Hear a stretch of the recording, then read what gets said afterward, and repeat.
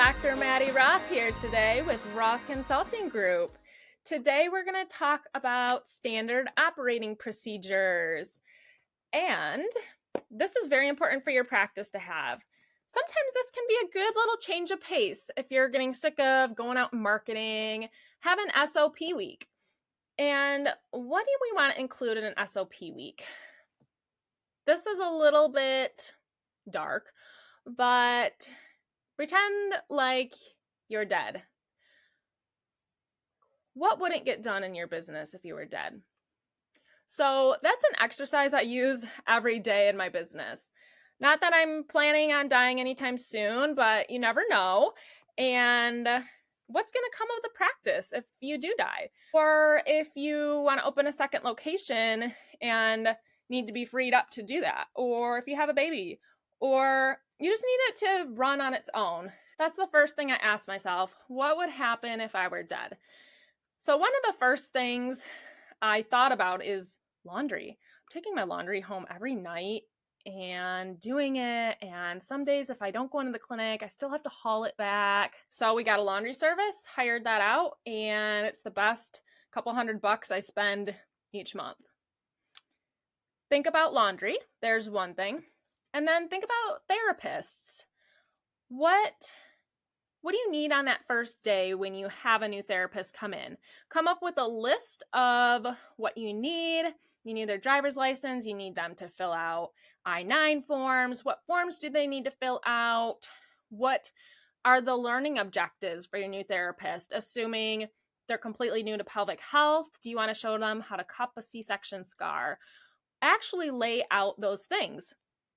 As far as the therapist training, onboarding process, that all needs to be laid out. If you die, your other therapist should be able to go through those steps with a potential new hire. How many days of shadowing is this new therapist going to have? And how many new patients are they going to have that first week? So how you assimilate them into your practice and get them up to speed, have that all written out, that's an SOP. You've heard me talking before, we have video trainings on how to treat different pelvic floor conditions, all the down training stretches, just schemas. Not that your therapists have to treat this way, but if you have some schemas written out, like here's how you engage the TRA. Maybe your new therapist is coming from a hospital system and you love them. They have an amazing personality. They don't know anything about pelvic health. Get them in these videos. Teach them how to engage the TRA. Teach them how to tape the pregnant belly. You got to teach them all those things. But if they're in video format, boom, every time you hire a new employee, they're ready to go and you don't have to do any extra works. It is good to have some checklists though when they come into the practice. You can't, if you just watch a video on how to cup, like you got to feel it, you got to see it. So doing that, some mock evaluations, some mock treatments, and then easing into the patient care. So what's your process like for hiring? What's your process like for onboarding? Is it all written out? Some other things, a big one is the admin tasks. There are so many admin tasks. And if you really break down, how many admin tasks are you doing? Probably a lot. And we need to stop doing that. Our business ideally is just running on its own and we're just making sure everything's in line and going. So if you have an admin, there's different things that are helpful to have, such as a call log. When I first started, I just had everyone in my head, okay, I need to call Sarah on Thursday for a discovery call. Like, woo, that's a lot. Have it all written out in a call log.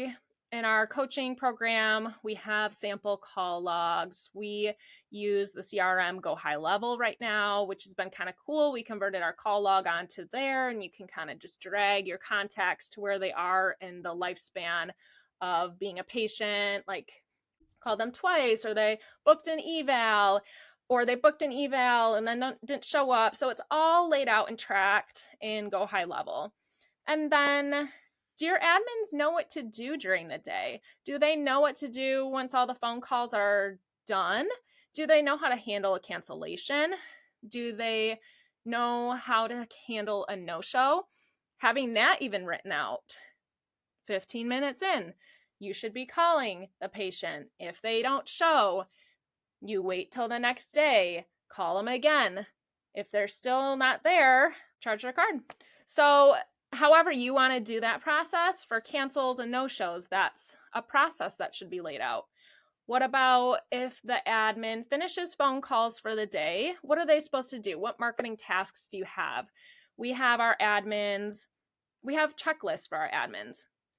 We have a weekly checklist and a daily checklist. The daily checklist just kind of has calls at the top. It has getting our laundry on the shelves, making sure we give little gift bags to our package people, make sure those gift bags are stocked, make sure that we're not running out of gloves. If so, who's ordering the gloves? Is it you? You shouldn't be ordering the gloves.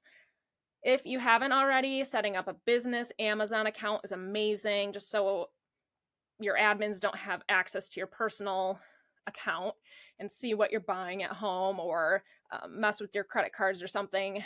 Have a business Amazon account. Admins can jump on there, order some more gloves. You can have a saved list of all your typical equipment and supplies that you like. What time of the week are your admins doing different marketing things? We have every Friday, my admin writes our weekly email.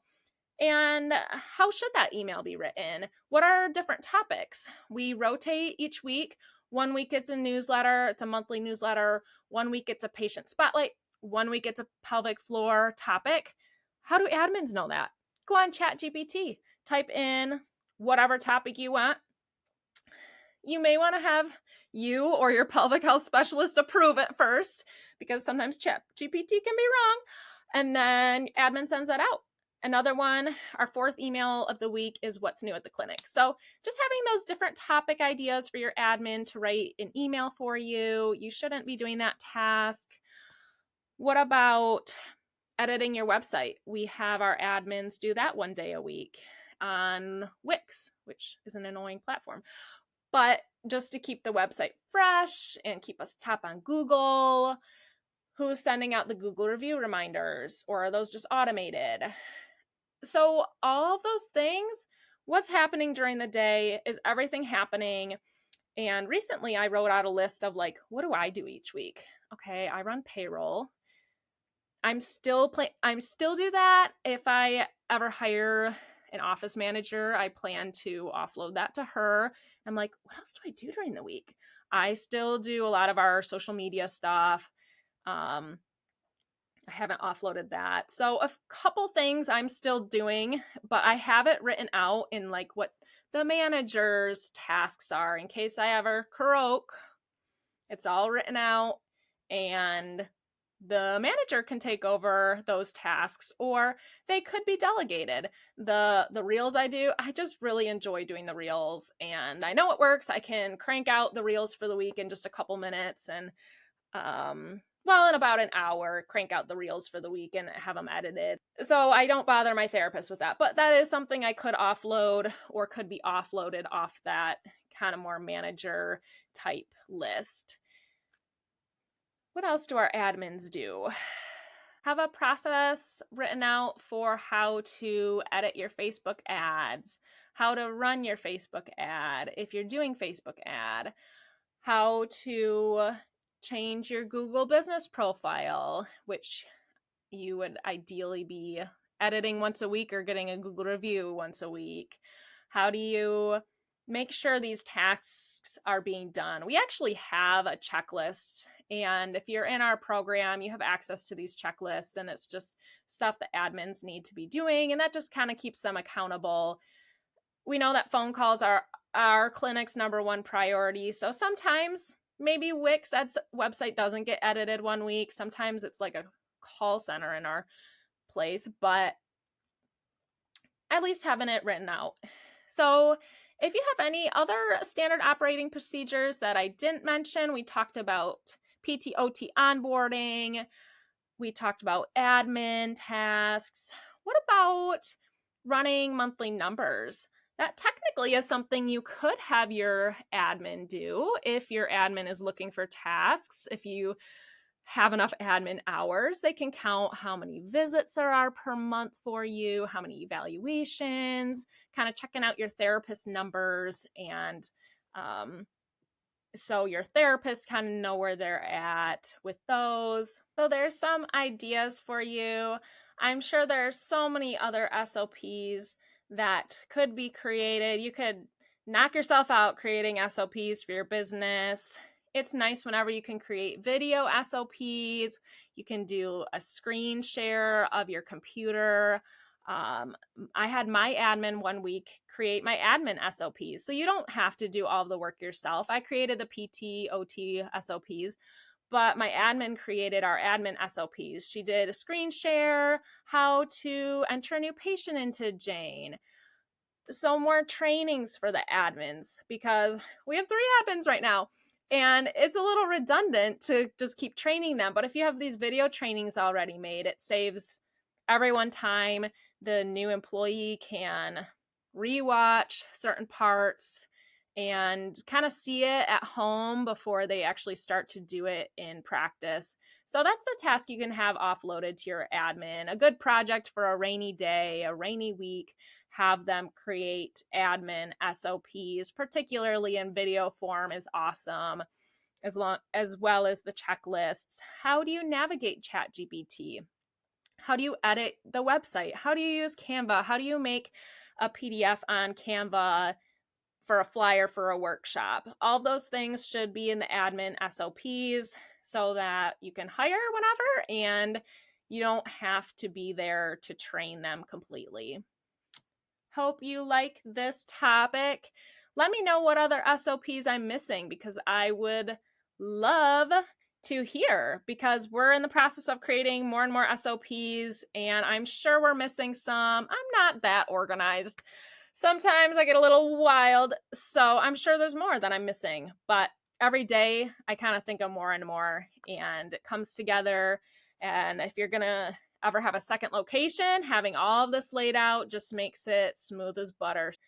I hope you're giving amazing care to your patients. I'm sure you are, and loving on any employees you have, and just blessing the people around you. Let me know if I can do anything for you. If you need help, if you want to bounce ideas, if you want to join any of our programs, check out our Roth Consulting Group website. There might be something for you. There are a few different options as far as just starting out, haven't started yet. There's options for people that need help with some social media marketing. That's kind of our little favorite area. Or if you want more of a community feel and a group type of setting with trainings already done for you, a lot of SOPs already done for you, help with all kinds of business tactics, help running your numbers, knowing what numbers to run, check out some of our more long-term monthly programs, and that might be a great fit for you. If not, just would love to hear from you, would love to be friends with you and see what we can do to serve each other. So hope you take care. Bye.